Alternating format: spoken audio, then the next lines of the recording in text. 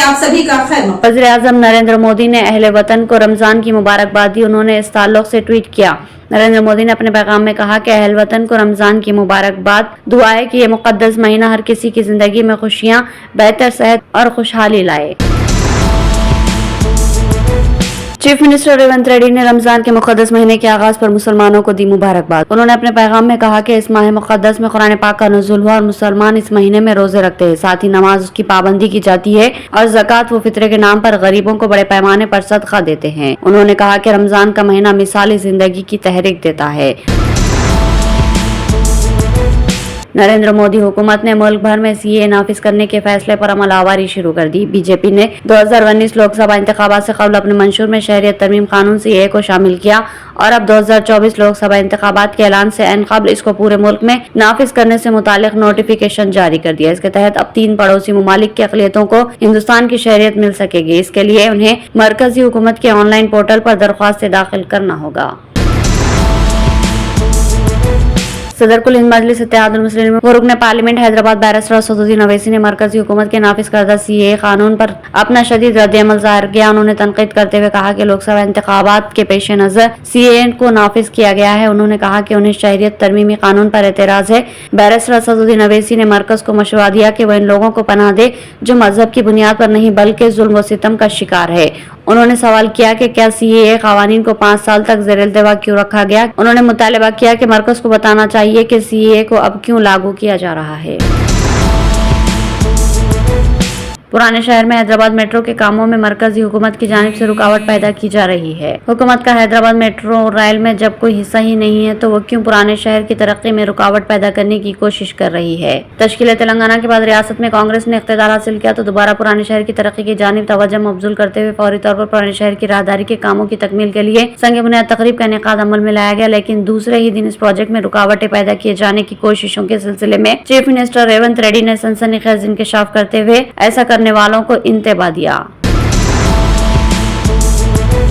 ज़ायरीन रोज़े अक़दस के लिए एक और सहूलत। सऊदी अरब में रमजान मुबारक के आगाज पर मस्जिद नबवी के ज़ायरीन के लिए वफादात रज़ाकार एसोसिएशन ने आमद रफ्त के लिए मुफ्त बस सर्विस का आगाज किया। सऊदी खबर रसा इदारे SPA के मुताबिक एसोसिएशन ने रज़ाकारों के जरिए मस्जिद नबवी के 2 अहम मुकामात की निशानदेही की जहाँ से बस सर्विस फराहम की जाएगी। एसोसिएशन का कहना है कि ये सर्विस हरमैन शरीफैन उमूर की general authority, Medina region development authority और दीगर मुतल्लिक़ा इदारों के ताउन से रमजान में मस्जिद नबवी के ज़ायरीन की सहूलत के लिए शुरू की गई है।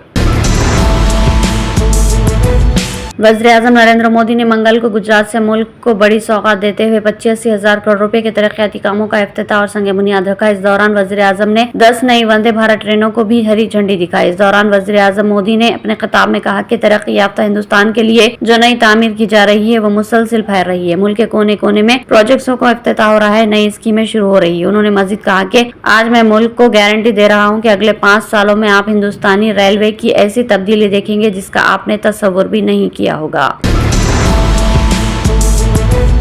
हरियाणा में वजीर आला मनोहर लाल खट्टर ने अपने ओहदे से इस्तीफा दे दिया। यह फैसला चंडीगढ़ में वजीर आला की रिहाइशगाह पर एक मीटिंग के बाद किया गया। अब बीजेपी हरियाणा में बलबूते पर हुकूमत बनाने जा रही है। मनोहर लाल के अलावा पूरी काबीना ने वजीर आला की रिहाइशगाह पर मीटिंग के बाद राजभवन गवर्नर से मुलाकात की और फिर वजीर आला के ओहदे से इस्तीफा दे दिया। इनके साथ ही पूरी काबीना ने भी अपना इस्तीफा गवर्नर को सौंप दिया। मालूमात के मुताबिक वजीर आला मनोहर लाल खट्टर ने मंगल की सुबह 11 बजे बीजेपी कानून साज पार्टी के साथ मीटिंग की और फिर हरियाणा के गवर्नर से मिलने के लिए रवाना हुए। वजीर दाखिला भी वजीर आला की गाड़ी में मौजूद थे। सीए तरमीमी कानून के आज नाफिज होने के बाद मुल्क की राजधानी दिल्ली में सिक्योरिटी बढ़ा दी गई। दिल्ली पुलिस की रिजर्व फोर्स ने शहर के सभी मुस्लिम इलाकों में बड़ी तादाद में फ्लैग मार्च किया। इस मार्च का मकसद ये पैगाम देना है कि किसी भी नाखुशगवार वाक़ये को अंजाम देने पर बख्शा नहीं जाएगा। हुकूमत किसी भी शख्स के खिलाफ सख्त कार्रवाई करेगी। साल 2019 में शहरियत तरमीमी कानून पास होने के बाद मुसलमानों ने यकसा तौर पर इसकी मुखालिफत की थी। इसी दौरान दिल्ली में बड़े पैमाने पर फसादात हुए थे। ऑस्ट्रेलिया के शहर सिडनी से न्यूजीलैंड के शहर ऑकलैंड जाने वाली चली के तैयारे को जबरदस्त झटका लगने से पीर को कम से कम 50 मुसाफिर जख्मी हो गए। लातम एयरलाइंस ने एक बयान में कहा कि शदीद झटका परवाज के दौरान तकनीकी खराबी की वजह से लगा। ताहम उन्होंने ये नहीं बताया कि असल में हुआ क्या था। तैयारा ऑकलैंड पहुंचने पर तिब्बी अमले ने मुसाफिरीन को इलाज फराहम किया। دہلی کے بدھ بازار کے نزدیک ڈی اے پارک میں گزشتہ 3 دنوں سے لاپتہ 22 سالہ نوجوان کی لاش پراسرار حالت میں برآمد ہوئی۔ پولیس نے پیر کو یہ جانکاری دی۔ حکام نے بتایا کہ متوفی کی شناخت اجے دیودی کے طور پر کی گئی، جس کی 9 مارچ کو لاپتہ ہونے کی اطلاع ملی تھی۔ جب لاش برآمد کی گئی تو مقتول کا چہرہ کپڑے سے ڈھکا ہوا تھا، تاہم ان کا کہنا تھا کہ اس کے جسم پر زخم کے نشانات نہیں ملے۔